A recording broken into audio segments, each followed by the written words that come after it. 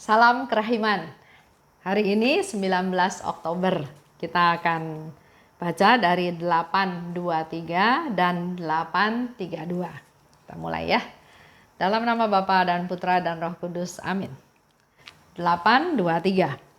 17 Desember 1936. Aku mempersembahkan hari ini bagi para imam.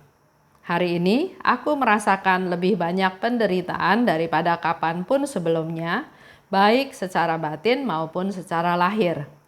Aku tidak habis pikir bahwa aku dapat menanggung begitu banyak penderitaan dalam satu hari. Tatkala rohku merasakan kepahitan Taman Getsemani, aku berusaha melaksanakan suatu jam kudus. Ditopang oleh lengannya, aku bergulat sendirian melawan segala kesulitan yang menghadang aku, laksana tembok yang tak mungkin dirobohkan. Tetapi aku percaya akan kekuasaan namanya dan aku tidak takut akan suatu pun. 832.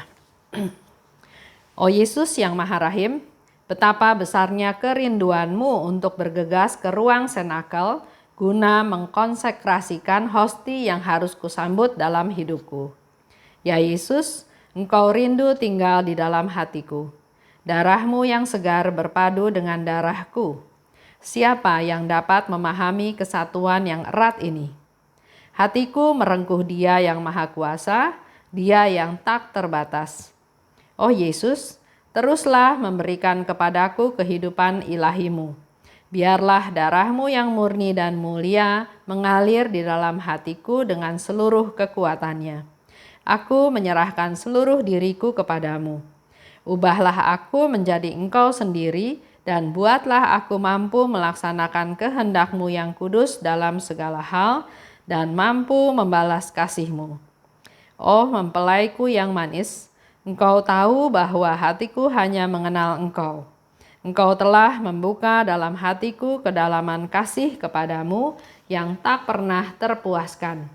Sejak saat pertama kali mengenal Engkau, hatiku telah mengasihi Engkau dan telah membenamkan diri di dalam Engkau sebagai satu dan satu-satunya sasaran kasih.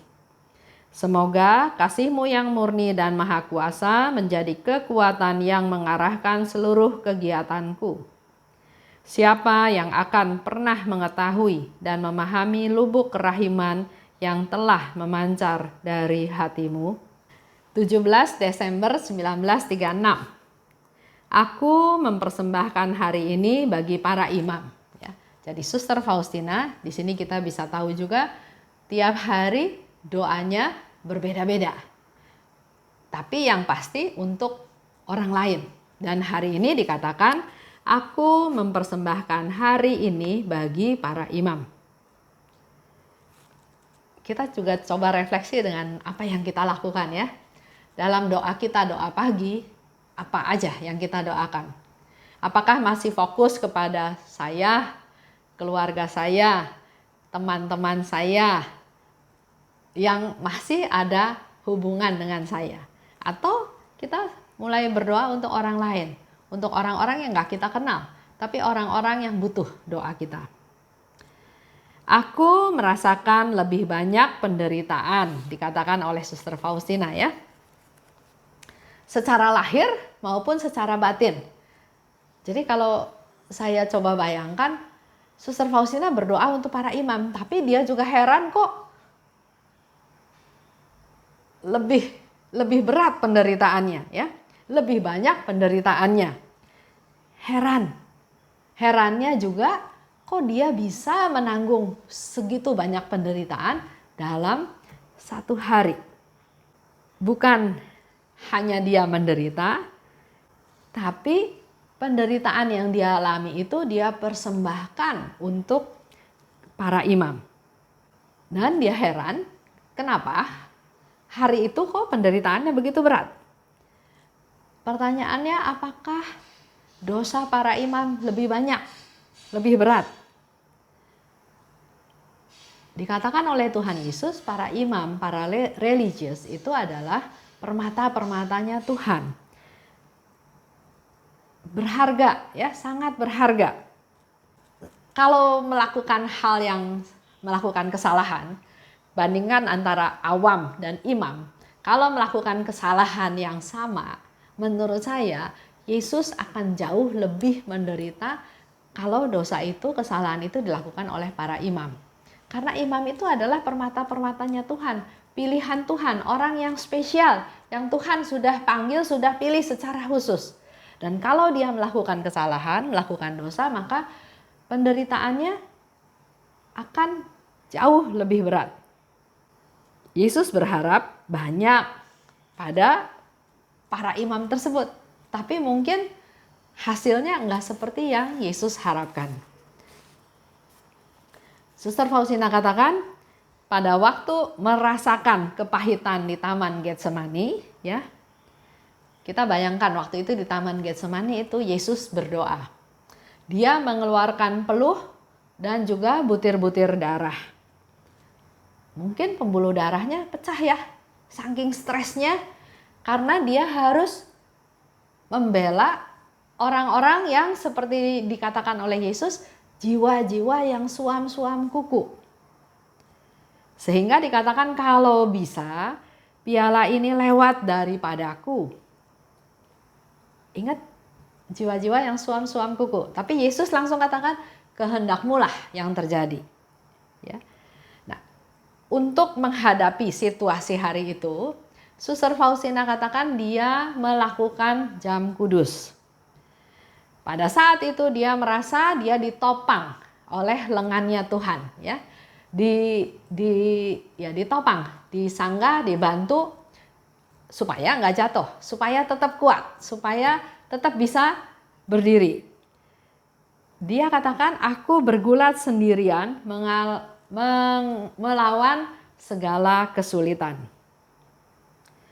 Aku percaya akan kekuasaan namanya dan aku tidak takut suatu pun. Jadi apa yang dialami oleh Suster Faustina, penderitaan, kesusahan, banyak hal ya yang dia alami, tapi dia ditopang oleh Yesus. Dan karena itu dia enggak takut akan sesuatu pun. Suster Faustina sudah punya niat bahwa dia mau berdoa untuk keselamatan jiwa-jiwa. Dia mau menjadi alatnya Tuhan. Dia mau ikut menderita dengan Tuhan. Dia mau ada di piala yang sama dengan Tuhan. Dia mau meminum isi piala itu sampai titik terakhir. Itu semua niat dari Suster Faustina, dan setiap niat pasti ada konsekuensinya. Dan yang dikatakan oleh Suster Faustina, aku percaya pada Tuhan. Jadi nggak perlu takut akan apapun. Begitu pula bandingkan dengan kita ya. Mungkin dengan cerita ini kita yang tadinya ragu, kita yang tadinya merasa lemah, merasa tidak kuat, merasa putus asa, merasa gelap, nggak ada jalan keluar, merasa semua jalan buntu, semua masalah keluar satu persatu tanpa tahu apa yang harus diberesin. Mari kita belajar dari Suster Faustina. Dia mengandalkan Tuhan, dia percaya penuh pada Tuhan, maka dia nggak perlu takut sesuatu pun. Yesus, engkau rindu tinggal di dalam hatiku, ya, kata Suster Faustina. Saya bertanya, kok Suster Faustina tahu ya bahwa Yesus rindu? Ini juga menunjukkan satu relasi yang begitu dekat, sehingga tanpa Yesus bilang pun, Suster Faustina sudah rasakan Yesus rindu untuk tinggal di dalam hatiku. Yang pasti bukan hatinya Suster Faustina aja. Yesus rindu untuk masuk ke dalam diri kita, ke dalam hati kita. Ciptaannya yang dikasihinya. Tapi yang terjadi adalah bagaimana respon kita. Bagaimana persiapan kita. Apakah kita membalas kerinduannya Tuhan atau nggak bisa memenuhi kerinduan Tuhan tersebut karena ulah kita, karena kesalahan kita. Ya, darahmu yang murni dan mulia mengalir dalam hatiku dengan seluruh kekuatannya. Itu yang dipercaya oleh Suster Faustina, itu yang diimani bahwa darah dan air yang memancar, yang Yesus berikan kepada Suster Faustina itu mengalir dengan seluruh kekuatannya di dalam hatinya dia. Oleh sebab itu, aku serahkan seluruh diriku padamu. Ubahlah aku, kata Suster Faustina ya, supaya mampu melaksanakan kehendak-Mu dalam segala hal. Jadi Suster Faustina punya niat, Tuhan ubah saya, supaya saya mampu melaksanakan kehendak-Mu. Bukan kehendak pilih, tapi dalam segala hal. Oleh sebab itu, mari hari ini kita semua diajak oleh Suster Faustina belajar menyerahkan diri pada Tuhan. Belajar menerima Tuhan.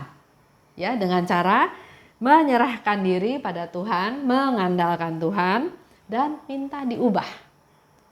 Supaya bisa melaksanakan kehendak Tuhan. Baik, saya tutup dengan doa penutup ya.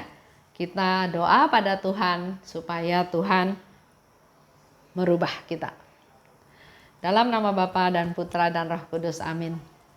Allah Bapa yang Maha Baik, terima kasih atas renungan pada hari ini. Dan sungguh Tuhan, kami juga mau belajar seperti Suster Faustina, datang padamu, berdoa padamu, mohon Engkau ubah kami Tuhan. Ubah kami dari manusia lama menjadi manusia baru. Ubah kami Tuhan, mampukan kami Tuhan untuk bersandar padamu, untuk berserah padamu, untuk kami bisa melakukan kehendak-Mu. Kehendak-Mu dalam hidup kami sehari-hari, juga dalam banyak hal. Buatlah kami peka, buatlah kami memperoleh pencerahan daripadamu, sehingga kami dapat melakukan kehendak-Mu, dapat mengerti, mengetahui kehendak-Mu, dan melakukannya dengan setia. Terima kasih Bapa, dalam nama Putra-Mu Yesus kami berdoa dan bersyukur. Amin. Dalam nama Bapa dan Putra dan Roh Kudus, amin. Salam kerahiman.